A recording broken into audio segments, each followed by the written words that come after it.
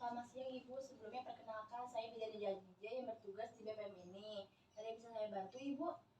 Iya Ibu, maksud kedatangan saya ke sini, saya ingin berkonsultasi mengenai permasalahan kontrasepsi Bu.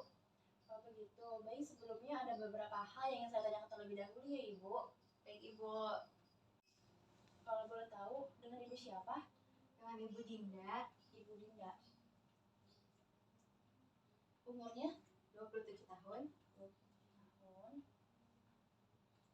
Agamanya Ibu? Agamanya Islam. Islam. Sukunya? Sukunya suku Sunda. Suku Sunda.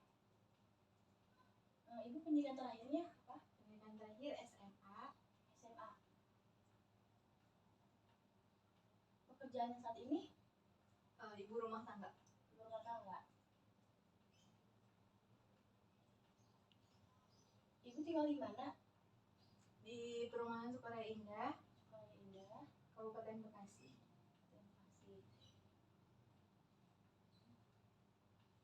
Ibu apakah ada penyakit yang sedang Ibu alami?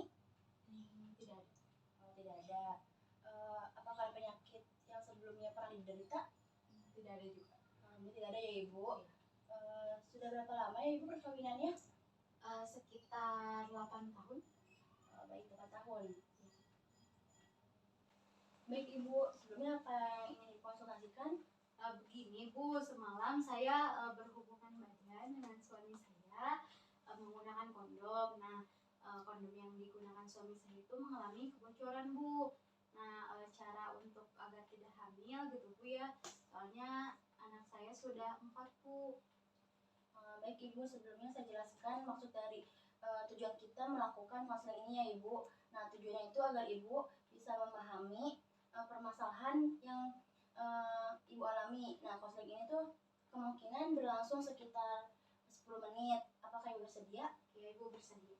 Baik Ibu, dari permasalahan yang Ibu alami, Ibu bisa menggunakan kontrasepsi darurat. Nah, kontrasepsi darurat ini adalah kontrasepsi yang dapat mencegah kehamilan bila digunakan segera setelah hubungan seksual. Nah, metode kontrasepsi ini digunakan pasca, senggama, dan sebelum perkiraan implantasi yang bertujuan mencegah kehamilan pasca berhubungan seks yang tidak terlindungi. Penggunaan kontrasepsi ini tuh dapat menurunkan angka kehamilan yang tidak diinginkan hingga 50%.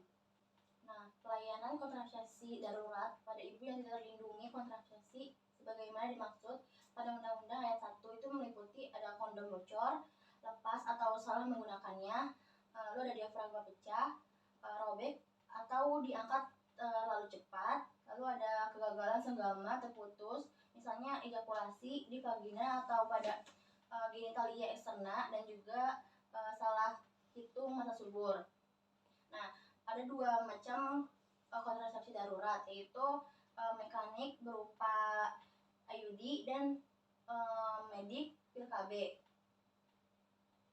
Selanjutnya, syarat-syarat menggunakan kontrasepsi darurat ini yaitu ada tidak sedang hamil, terus sebelum usia menopause, terus usia tidak terlalu muda, tidak ada masalah kesehatan fisik, terus cara penggunaan sederhana, dan juga dapat diterima oleh pasangan. Nah, keuntungannya itu pertama tidak menyebabkan keguguran, dapat mencegah kehamilan, tidak dapat mencegah kehamilan yang tidak diinginkan, terus mencegah aborsi, terus tidak menimbulkan cacat bawaan, terus efektif bekerja dengan cepat, mudah relatif, terus murah untuk pemakaian jangka pendek. Nah, kerugiannya itu tidak dapat dipakai secara permanen, terus harus dengan resep dokter. Kontrasepsi ini tuh tidak bisa dibeli tanpa resep dokter ataupun bidan. Nah, juga tidak semua apotek tersedia.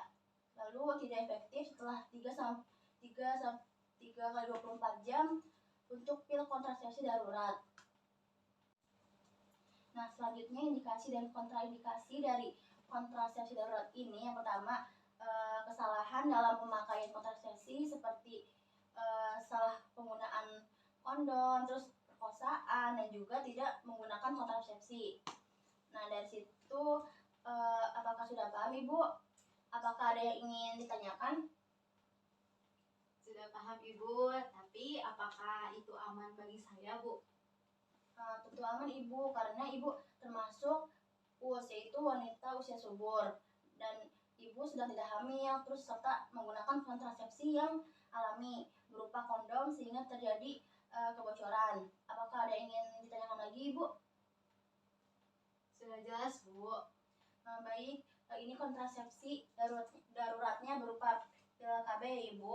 Jika mungkin ada hal yang ingin Ibu konsultasikan dan keluhan terkait pemakaian kontrasepsi ini, Ibu bisa berkunjung kembali ya Ibu. Baik Ibu, terima kasih ya Bu atas penjelasannya. Kalau begitu saya pamit pulang dulu Ibu. Terima kasih Bu. Assalamualaikum. Ya, terima kasih kembali Ibu. Waalaikumsalam.